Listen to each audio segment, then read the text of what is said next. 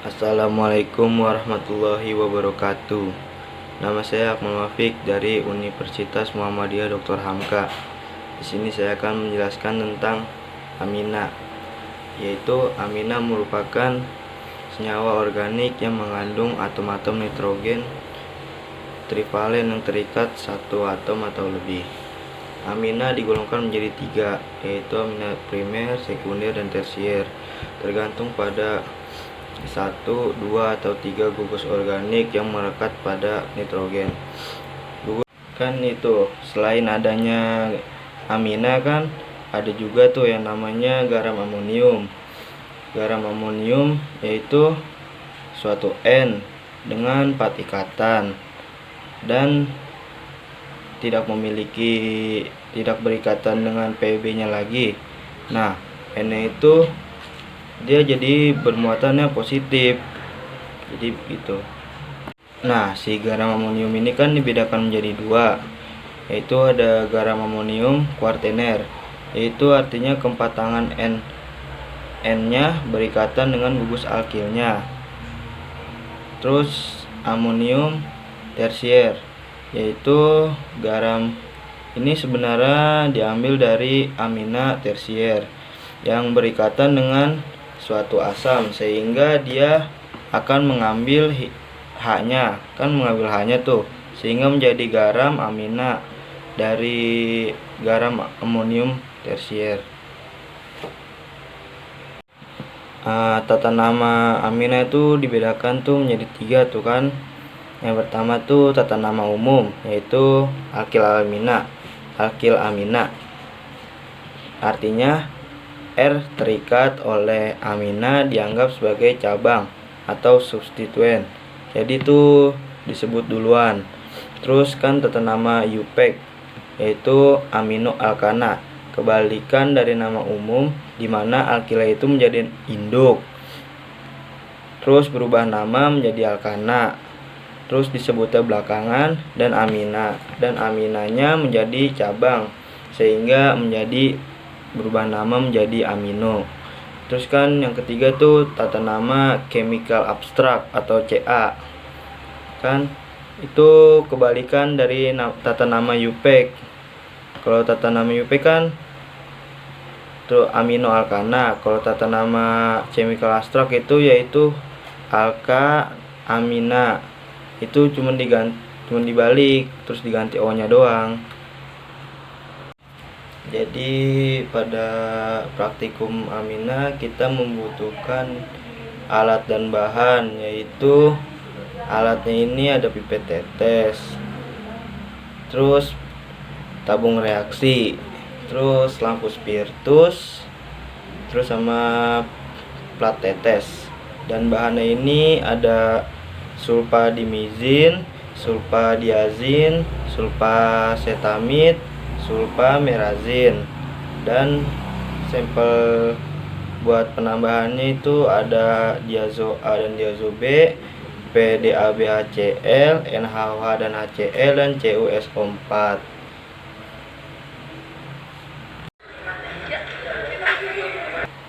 Ya, kita akan melakukan praktikum dengan menggunakan reaksi diazo. Ini anggap aja sampelnya, yaitu sulfadimidin, sulfadiazin, sulfasetamid, dan sulfamerazin. Dan ini anggap aja sebagai tabung reaksinya, dan ini anggap aja sebagai reaksi sampel tersebut. Dan ini sebagai reaksinya, yaitu diazo A, diazo B, HCl, dan NaOH. Terus pertama kita ambil sampelnya sedikit masukkan sampai ke 4 tabung reaksi tersebut. Terus habis udah gitu kan kita tambahin, misalnya diazo A-nya sebanyak 4 tetes, terus HCl 2 tetes, terus diazo B-nya 1 tetes, dan NaOH-nya 4 tetes. Terus kan udah semuanya, terus kita panaskan, yaitu menggunakan penyepit tabung sama lampu spiritus. Anggap aja ada itunya pemanas spiritusnya. Jepit tabung, set. Terus bakar, jangan terlalu dekat, terus digoyang-goyangin, terus mulut tabungnya ke arah luar, goyang-goyang, dibakarnya sampai menguap saja.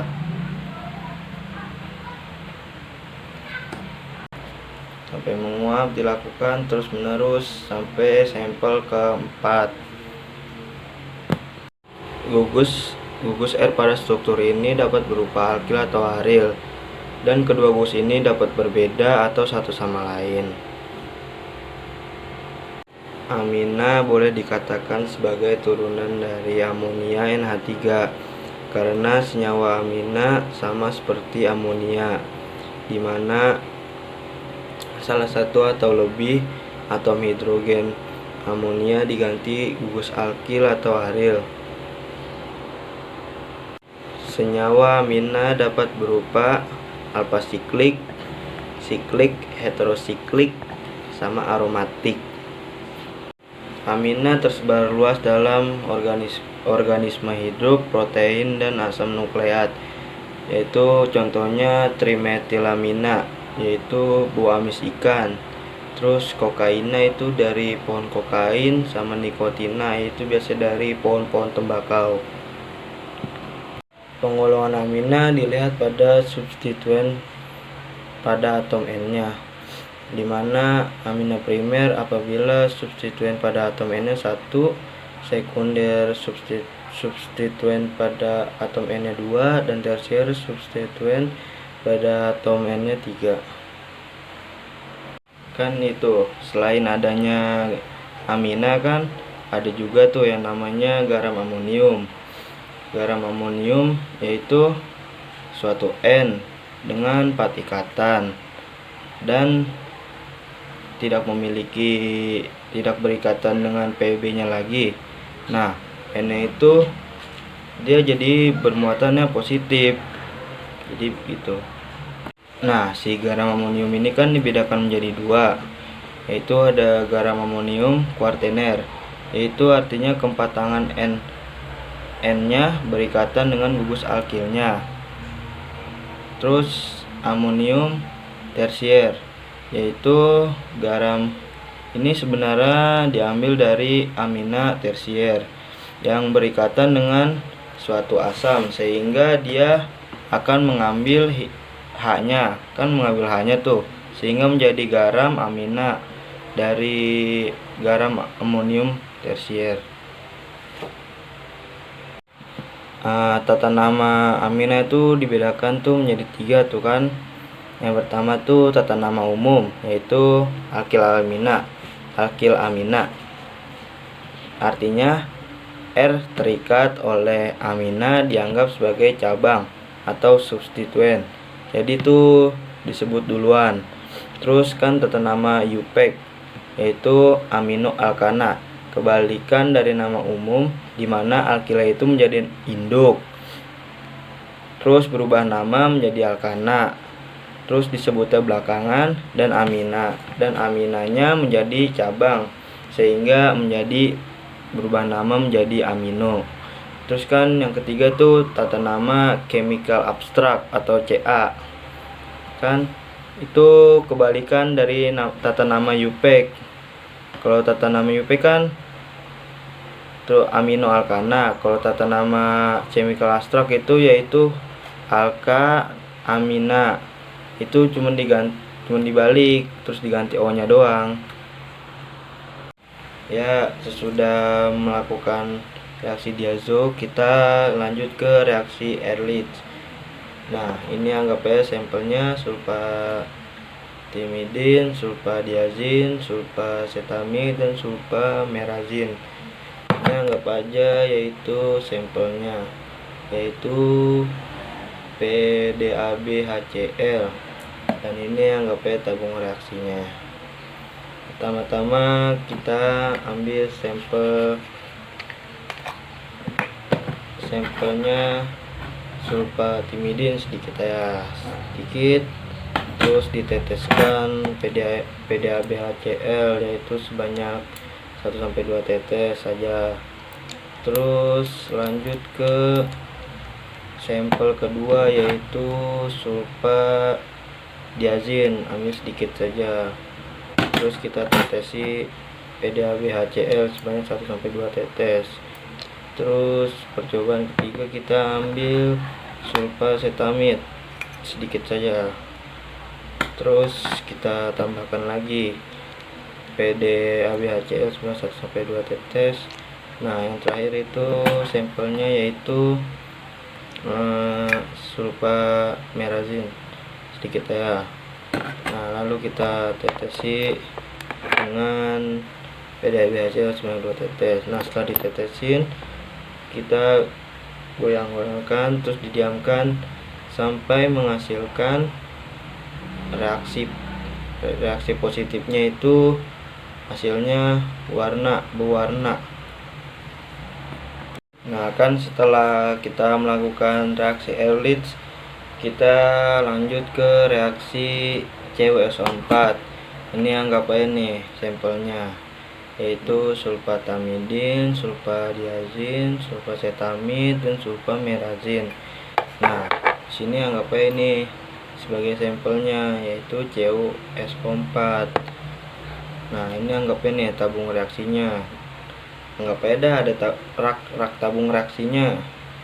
Nah, pertama kita ambil sampel sulfatamidin sedikit ya, sedikit nih.